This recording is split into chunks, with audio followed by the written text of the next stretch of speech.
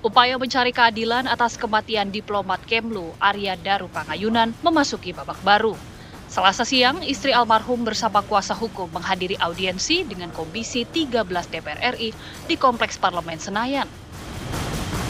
Misteri kematian Arya Daru masih menjadi tanda tanya besar. Sejak awal, sang istri menolak anggapan bunuh diri dan berharap Presiden Prabowo hingga Kapolri turun tangan mengungkap kasus ini. Keluarga juga mengaku mendapat beberapa teror pasca Arya Daru meninggal. Kuasa hukum menilai teror ini menimbulkan ketakutan serius sekaligus memperkuat penolakan terhadap isu bunuh diri. Lantas apa indikasi terkuat yang menunjukkan kematian Arya Daru bukan bunuh diri? Sejauh mana DPR dapat mendorong penegak hukum mengusut tuntas kasus ini? Dan bagaimana seharusnya negara melindungi keluarga korban yang justru sebelum kejadian itu tidak ada tanda-tanda ini akan terjadi. Jadi kami semua bingung karena Mas Daru itu tidak pernah cerita soal pekerjaannya secara detail. Biasanya kalau yang dia cerita itu yang hanya ada hubungannya dengan saya atau anak-anak. Misalkan jemput anak-anak yang itu satu umur dengan anak kami. Ini kemudian mereka seperti bisa jadi teman ya, hal-hal seperti itu saja. Jadi sama sekali tidak ada tanda-tanda. Soal TPPO juga saya bingung karena nggak pernah cerita. Ya, itu tadi pertanyaannya pemirsa, sejauh apa sebenarnya DPR mampu mendorong pengusutan kasus ini. Kami akan langsung membahasnya untuk Anda bersama dengan narasumber yang sudah hadir di Apa Kabar Indonesia Malam.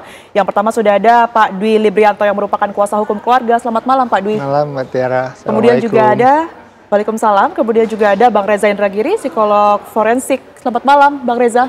Malam Mbak Tiara. Malam. Malam. Terima kasih sudah hadir Bapak-Bapak. Kemudian juga melalui sambungan Zoom sudah bergabung bersama kami Ibu Siti Aisyah yang merupakan anggota Komisi 13 DPR Republik Indonesia, fraksi PDI Perjuangan. Selamat malam Bu Siti. Selamat malam Mbak Tiara. Baik, saya izin ke Bu Siti terlebih dahulu. Silakan, Bu Siti, RDP tadi sudah dilakukan kurang lebih informasinya selama 2,5 jam begitu ya. Langkah awal DPR untuk merespon apa yang sudah disampaikan pihak keluarga Arya Daru ini seperti apa Bu Siti?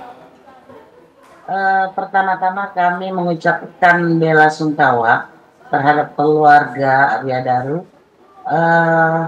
Terus dari mendengar yang sudah di RDP-kan, maka Komisi 13 mempunyai kesimpulan.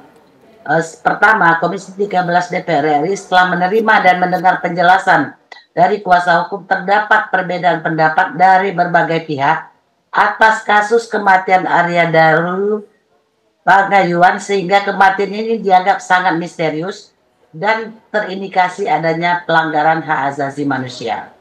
Kedua, Komisi 13 DPR RI mencatat adanya kontradiksi serius antara hasil penyelidikan resmi Polda Metro Jaya yang menyimpulkan tidak ada tindak pidana dengan berbagai fakta lapangan dan temuan keluarga dan kuasa hukum yang masih menyisakan kejanggalan. Yang ketiga, Komisi 13 DPR RI menegaskan bahwa kematian Arya Daru hanya tidak diambil sebagai kesimpulan final sebagai keputusan kepolisian sebelumnya, mengingat masih banyak fakta yang belum terungkap secara terang benderang sehingga perlu dibuka kembali dalam pengungkapan kebenaran material dan hukum pidana dengan melakukan gelar perkara kembali dan mengungkapkan kemungkinan adanya keterlibatan pihak lain. Keempat, Komisi 13 DPR RI meminta Presiden Republik Indonesia melalui Menteri Luar Negeri sebagai pimpinan dari diplomat almarhum Arya Daru untuk bertanggung jawab dalam mengungkap kasus kematian almarhum Arya Daru untuk memberikan rasa keadilan bagi keluarga korban secara profesional. Kelima, Komisi 13 DPR RI meminta Menteri Luar Negeri untuk membentuk tim investigasi independen yang melibatkan keluarga dan pihak terkait sebagai bagian dari tanggung jawab Kementerian Luar Negeri atas kematian seorang diplomat almarhum Arya Daru. Keenam, Komisi 13 DPR RI mendorong Baik, ditahan terlebih dahulu. Kami ingin mendengar tanggapan terlebih dahulu ya dari pihak kuasa hukum keluarga.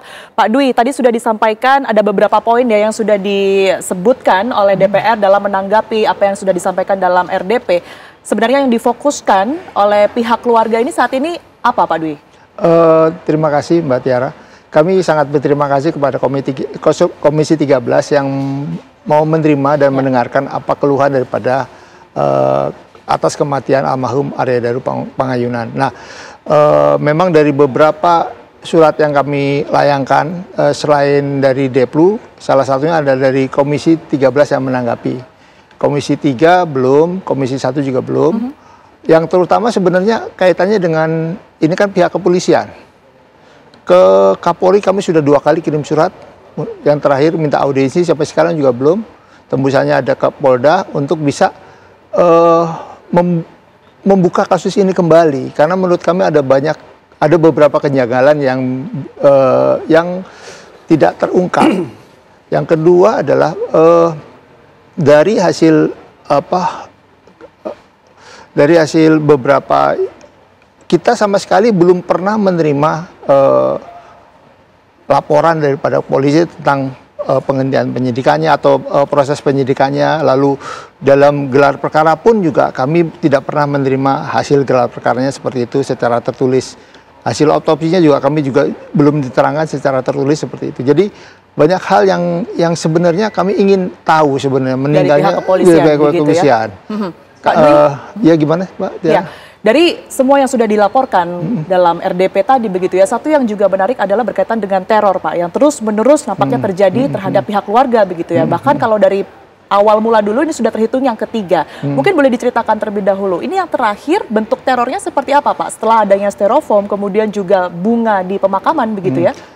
Yang ketiga adalah bunga di pemakaman. Yang kedua itu makam kami diacak-acak. Jadi ada kayak digaruk-garuk atau gimana seperti itu. Yang ketiga itu ada tanda bunganya dijajar dari ujung kepala sampai ujung kaki, bunga merah gitu loh.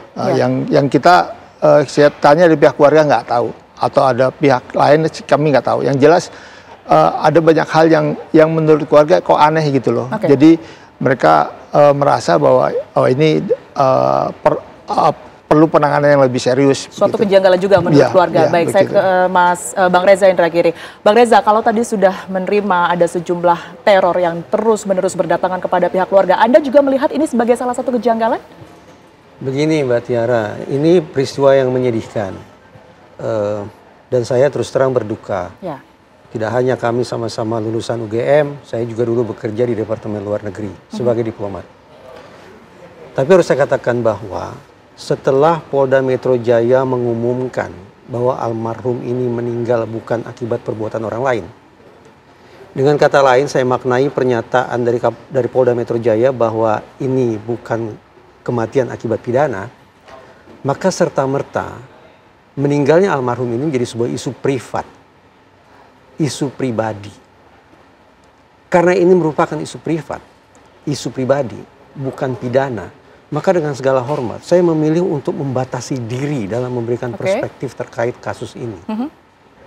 Beda kisah kalau ini merupakan pidana. Dulu kita kan masuk pada sebuah masa ketika sebagian kalangan berspekulasi almarhum meninggal akibat perbuatan pidana kan.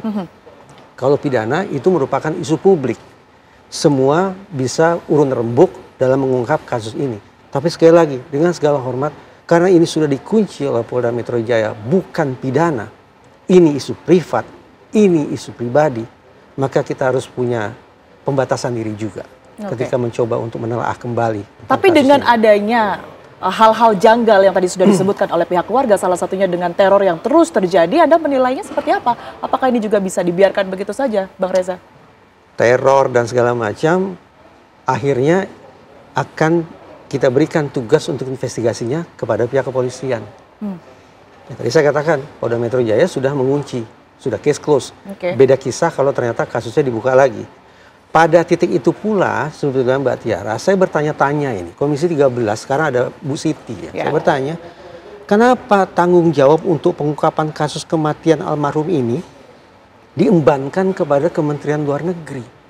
Relevansinya apa? Pengungkapan kasus kematian seseorang yang diduga merupakan akibat perbuatan pidana, itu ranah kerjanya otoritas penegakan hukum, bukan Kementerian Luar Negeri. Sehingga saya sungguh-sungguh tidak paham. Seharusnya desakan tersebut tertuju kepada pihak kepolisian gitu ya. Ketika Komisi ke-13 menemukan indikasi ini adanya pelanggaran hak asasi manusia, pada aspek apa gerangan? Saya ingin tahu, pada aspek apa gerangan sehingga Ibu Siti dan teman-teman di Komisi 13 mengatakan ada indikasi pelanggaran hak asasi manusia. Baik. Bukan pidana, tapi pelanggaran hak asasi manusia. Baik, itu juga yang patut kita pertanyakan kepada Komisi 13. Tapi kita jeda terlebih dahulu. Apa kabar Indonesia Malam masih akan kembali untuk Anda sesaat lagi.